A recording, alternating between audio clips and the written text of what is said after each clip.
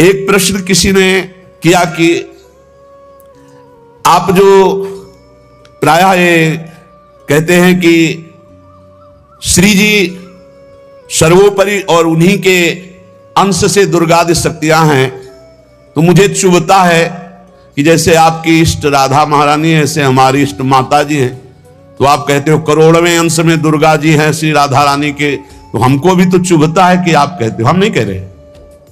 तस्मात् शास्त्रम प्रमाणन्ते कार्याकार्यो व्यवस्थित हो।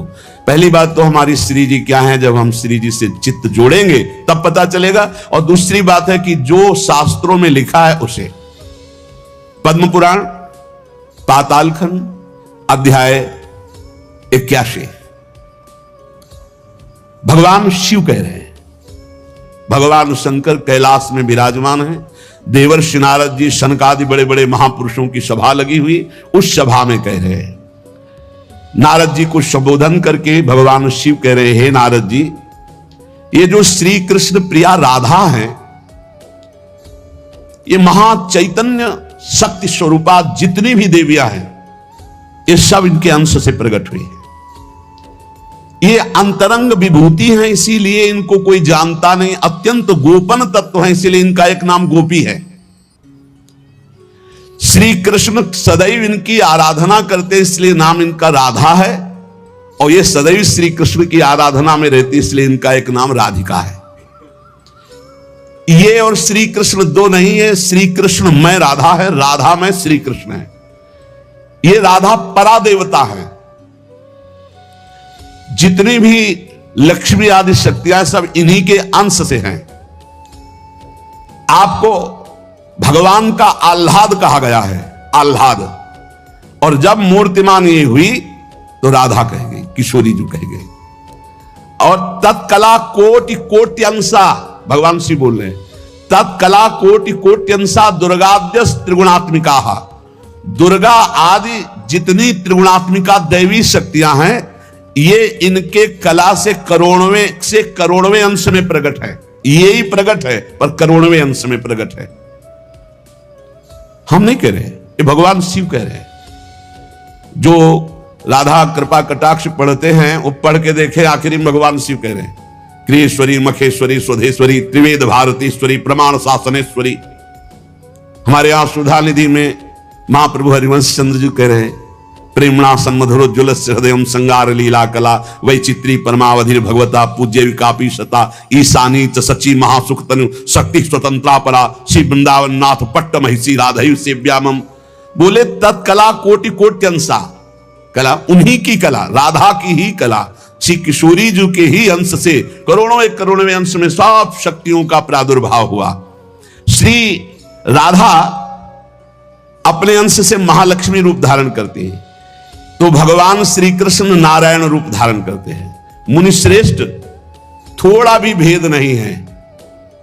ये श्री राधा दुर्गा रूप धारण करती है, तो श्री कृष्ण शिव रूप धारण करते हैं, रुद्र। जब श्री कृष्ण के अंश से इंद्र, तो श्री राधा किशोरी के अंश से सची इंद्राणी। जब श्री कृष्ण के अंश से ब्रह्मा, तो राधा किशोरी के अंश से सावित्री देवी। जब श्री कृष्ण के अंश से यमराज, तो उनकी पत्नी धूमोरणा के रूप में श्री राधा किशोरी। अधिक क्या कहूं, इन दोनों के सिवा किसी की सत्ता ही नहीं। यही सब चिद चिद लक्षणम सर्वम राधा कृष्णमयम जगत, चेतन अचेतन सारा संसार श्री राधा कृष्ण का स्वरूप है। नारद जी, मैं इन विभूतियों का क्या वर्णन करूं, अगर 100 करोड़ वर्ष तक राधा की महिमा वर्णन करूं तो भी नहीं कर सकता। भगवान शिव कुछ ऐसे भावुक जन है कि वो कहते हैं कि आप भगवान शंकर को श्री कृष्ण से छोटा कहते हैं, वो हमारे आराध्य देव, हमको चुभता है। देखो, जब तत्व की चर्चा होगी तो एक है, और जब लीला की चर्चा होगी तो वही एक विविध लीलाएं करता है, वही एक विविध लीलाएं करता है। रास में भगवान शंकर आए, अगर थोड़ा भी शास्त्र को पढ़े हो तो पढ़ के देख लेना। गोपी रूप धारण किया, रास में प्रवेश पाया, श्री कृष्ण चरण वंदना, किशोरी जी की चरण वंदना, और फिर गोपी रूप धारण करके रास में प्रवेश। अच्छा, कोई भी ये कैसे नकार सकता है कि भगवान शंकर की जटाओं में गंगा जी हैं और वो गंगा जी क्या है, क्या आप नहीं जानते हो?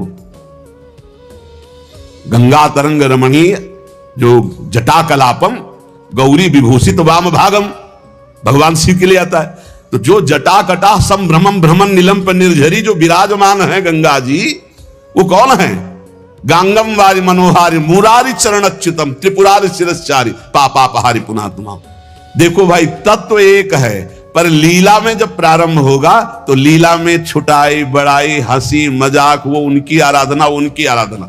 तत्व एक है। अभी आप यहां सुन रहे हो कि जब श्री कृष्ण शिव रूप धारण करते हैं तो राधा किशोरी दुर्गा रूप धारण करती है, यही है, कोई और थोड़ी है।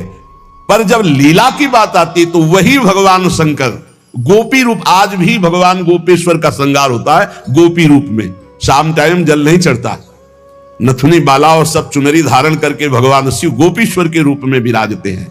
भगवान शंकर गंगा जी को नेत्रों से भी रोक सकते थे, लेकिन जटाओं में धारण किया कि श्री कृष्ण का चरणामृत है, वामन भगवान का चरणामृत है, वामन के रूप में श्री कृष्ण ही है।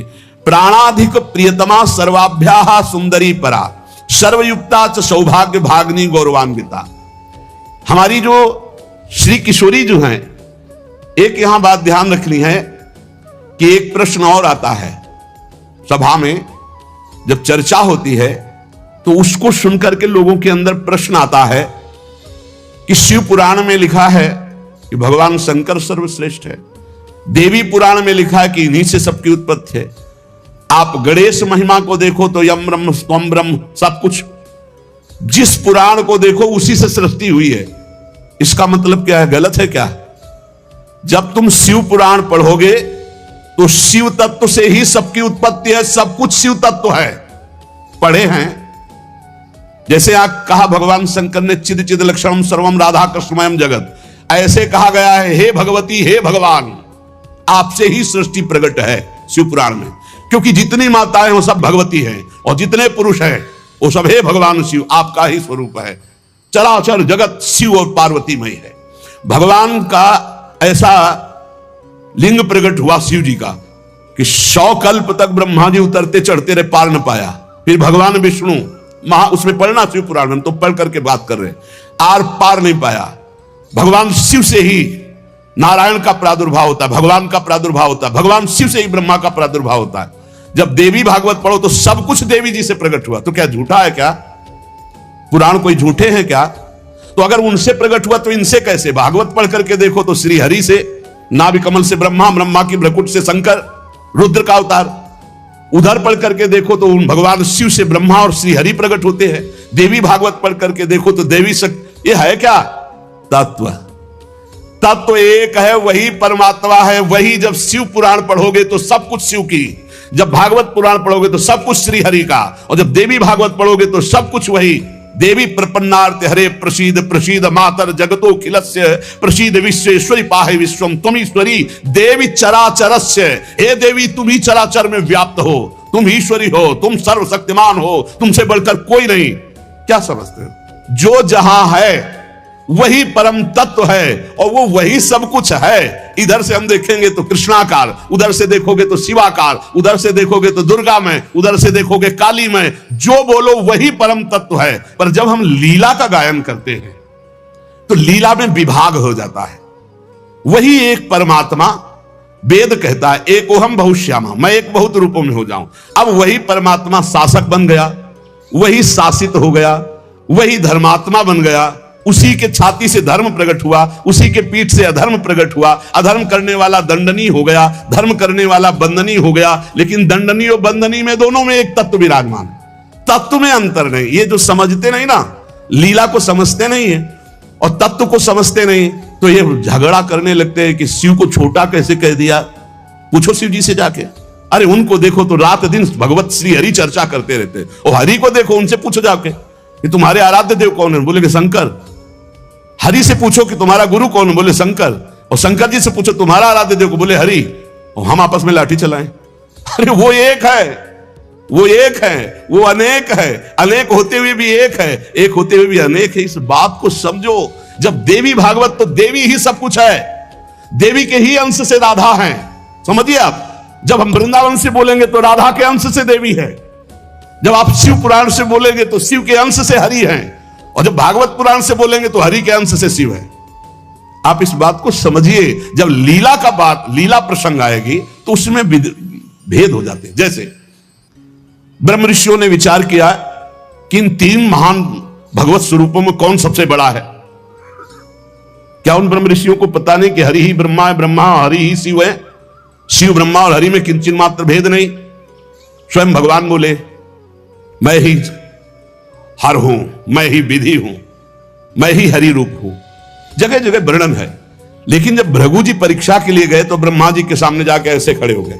यह अभद्रता है गुरुजनों के सामने ऐसे खड़े होना, ऐसे नहीं खड़े हुआ जाता, यह अभद्रता कही जाती। गुरुजनों के सामने सावधानी पूर्वक हाथ जोड़कर या बहुत नम्र ऐसे। अब वो गए ऐसे खड़े हो गए। ब्रह्मा जी ने कहा तो सभा की मर्यादा के विरुद्ध है, पर भृगु जी उनके पुत्र हैं, थोड़ा गुस्सा आया पर शांत रहे। शंकर जी के पास गए, बोले आओ भाई, बहुत दिनों बाद आगमन हुआ भृगु जी से। बोले हम तुम्हारे गले नहीं लगते, परम पवित्र रहते हैं। उठाया त्रिशूल उन्होंने, हमको। भृगु जी शांत होकर के वहां और भगवान हरि के पास गए, सैया में पड़े हुए थे, सीधे लात मारी जाके, सीधे छाती पे लात। भगवान उठे और कहा मुझे पता नहीं था आप आ रहे हो, मैं आपकी अगवानी करता। और चरण दाबने लगे, बोले आपके चरण बहुत कोमल है, मेरी छाती बहुत कठोर, कहीं चोट तो नहीं लग गई। और आज के बाद जब जब अवतार भी लेंगे तब तक आपका भृगु चरण चिन्ह ये हमारे छाती पे बना रहेगा, ये हमारा बड़ा सौभाग्य हो। आंसू आ गए भृगु जी के। अब आप क्या कहेंगे? कोई छोटा बड़ा नहीं। जब लीला होती है और एक ही तत्व है तो रंगमंच पर वही सब रूप धारण किए, जगन नाटक वैभवा, इस बात को सब। पर जब हम किशोरी जी की बात करेंगे तो किशोरी जी के अंश से सब शक्तियां हैं। और जब आप दुर्गा की बात करें तो आपको वहां से दिखाई देगा किशोरी जी दुर्गा जी के अंश है, क्योंकि इधर से अंश वो, उधर से अंश वो उनकी अंशी, वो उनकी अंशी, कोई अंतर नहीं। इधर से हम बोलेंगे श्री कृष्ण के अंश से शिव, और जब शिव पुराण में पढ़ोगे तो शिव जी के अंश से श्री कृष्ण। अब इसमें संशय थोड़ी, क्योंकि वही एक तत्व है, विविध प्रकार से लीला कर रहा है। इसलिए भ्रम का तो ध्यान छोड़ दो, भ्रम छोड़ दो। जब जब जैसा अवसर आया वही रूप धारण किए तत्व विराज। पर जब लीला की चर्चा होगी तो माधुर्य रस में ऐश्वर्य का प्रवेश नहीं, भगवान के ऐश्वर्य का प्रवेश नहीं, तो और ऐश्वर्य शक्तियों की तो बात जाने दो। कभी आपको कोई भी शास्त्र मिला हो कि ब्रज में सुदर्शन चक्र का प्रयोग भगवान ने किया या प्रवेश हुआ, तो हमें बताना। कभी दिव्य वैभव का प्रयोग, क्योंकि ये माधुर्य का क्षेत्र है, ये जो ब्रज है ये वात्सल्य माधुर्य। कभी सुदर्शन चक्र से ब्रज में किसी को मारा हो, मुझे तो याद नहीं है। आप लोगों को कोई याद आवे तो हमको भी बता देना, क्योंकि अभी तक तो नहीं पढ़ा है। आगे अगर किसी को लगे, दूध पीते हुए पूतना को मारा, प्रवेश करके अघासुर को मारा, फाड़ के बकासुर को फेंक दिया, और उसका पैर पकड़ के धेनुकासुर को मारा। बस यही थप्पड़ घूसा इसी से पहुंचा दिया है। ना तो कौमोदी की गदा आई है, ना प्रभु की तलवार आई है, ना यहां सुदर्शन चक्र आया है, ना यहां दारुक सारथी रथ लेके आया है। ये ऐश्वर्य नहीं, ये प्रेम देश है, ऐश्वर्य का प्रवेश नहीं है यहां। और जहां कहीं ऐश्वर्य का कुछ दिग्दर्शन कराना चाहा तो वहां वात्सल्य ने डांट लगा दी है। जैसे मुख में जब मिट्टी खाई हो ऐश्वर्य दिखाना शुरू किया तो वात्सल्य ने डांटा है, यहां नहीं। तो तुरंत मैया को लगा मेरी आंखों का दोष कोई है, ये तो मेरा लाला है, ऐश्वर्य का। अब जब निकुंज की बात आती है तो इसमें तो बिल्कुल ऐश्वर्य का प्रवेश नहीं है। ब्रज में तो आप थोड़ा ऐश्वर्य की झलक दिखा दिए, अंतर ध्यान हो गए, लेकिन निकुंज में कहीं नहीं कि अंतर ध्यान की लीला एक बार भी हुई हो। निकुंज में बताना पूरे वाणियों को पढ़ करके। अब जो निकुंज रस है इसमें कहीं वर्णन नहीं है कि अष्टभुजा का प्रवेश है या षोडश भुजा का।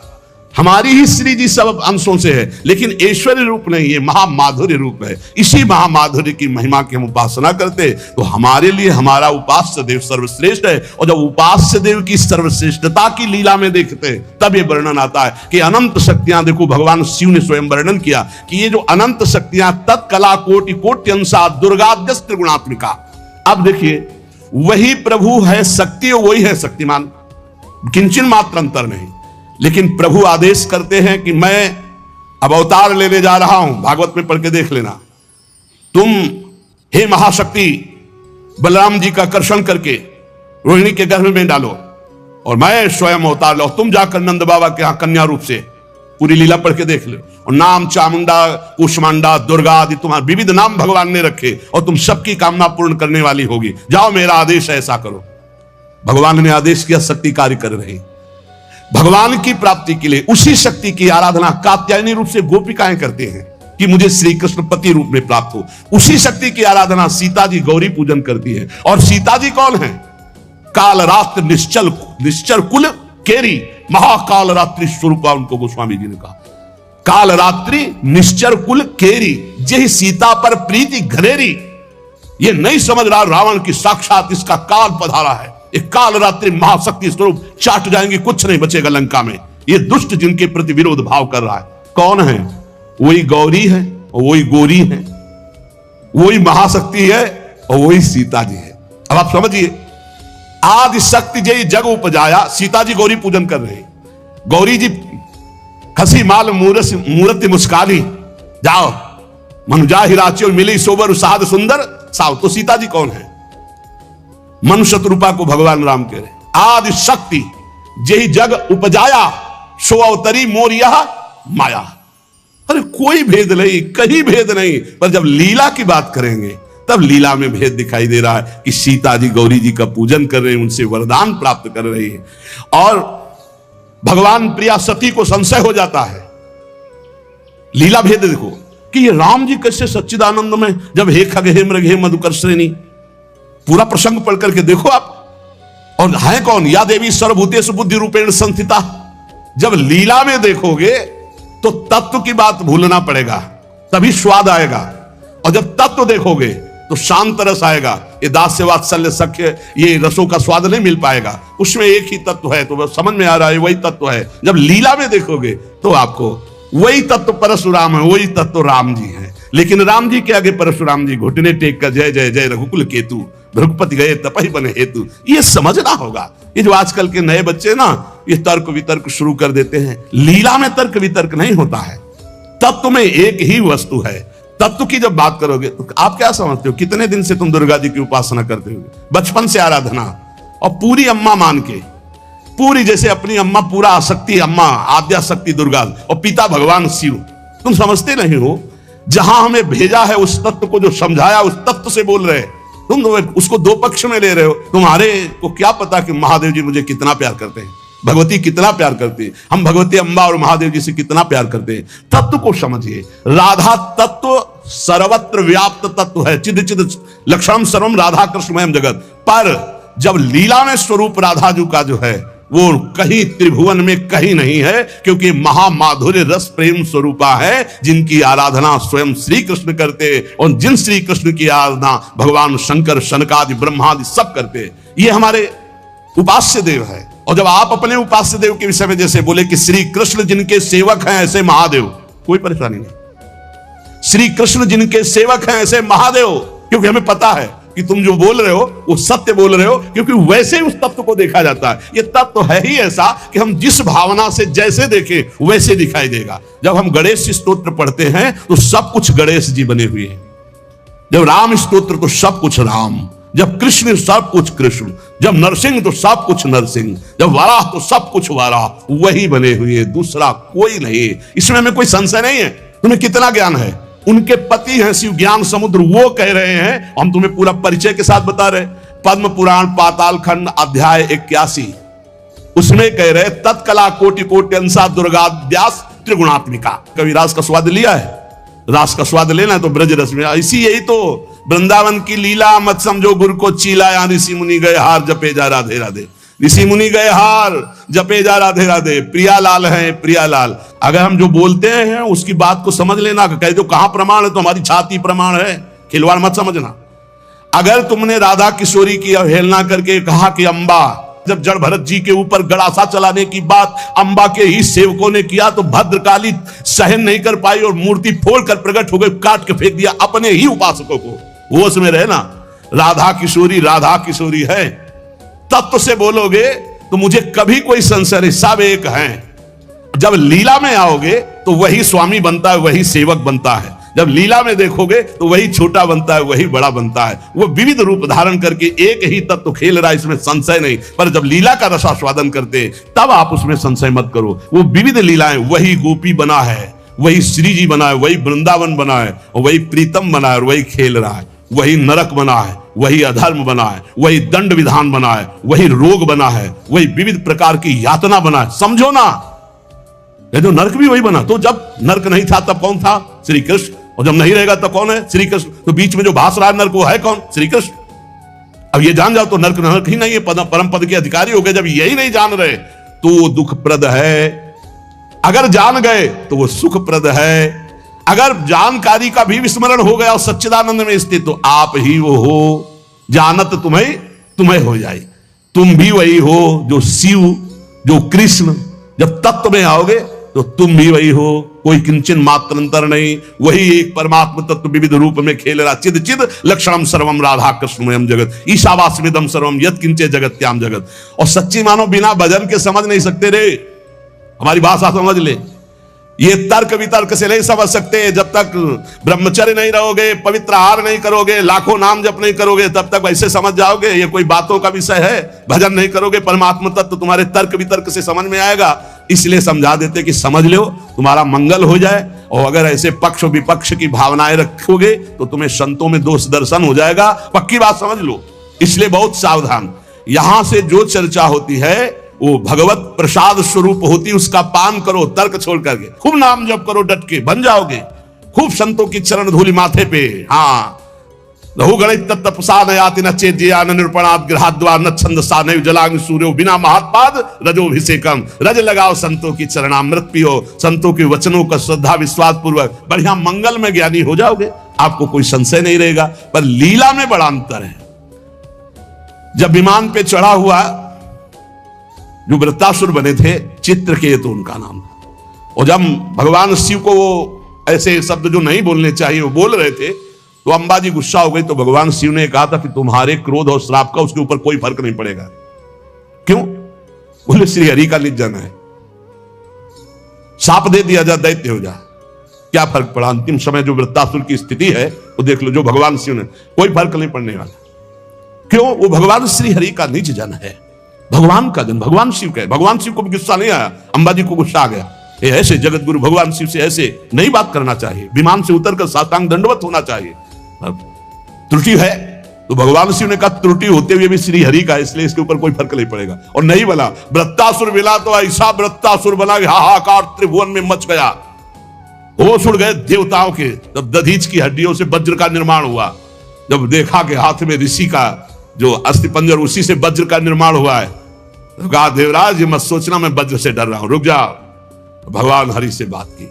जैसे छोटा सा बछड़ा अपनी मां की, जैसे घोंसले में बिना पंख उगे हुए बच्चा चिड़िया का अपनी मां का, जैसे परदेश गए हुए पत्नी अपने पति का चिंतन, हे नाथ ऐसे ही हमारी वृत्ति आप में लगी रहे। और आज चलाओ, ये अमोघ है, चिंता मत करो, ये अमोघ है, मेरे ऊपर चलाओगे विध्वंस हो जाऊंगा, क्योंकि मैं जानता हूं ये क्या स्थिति वृत्तासुर की। अंतिम समय एकदम भगवदाकार वृत्ति जो बड़े बड़े ब्रह्म ऋषियों की होती है, वही महाभागवत वृत्तासुर। इसलिए हरि सर्वत्र सब रूपों में व्याप्त है, इसमें कोई संशय नहीं। मत्तः परतरम नान्यत् किंचिदस्ति धनंजय। पर पुराणों में जो है, जहां जिस पुराण की चर्चा वही सर्वोपरि है।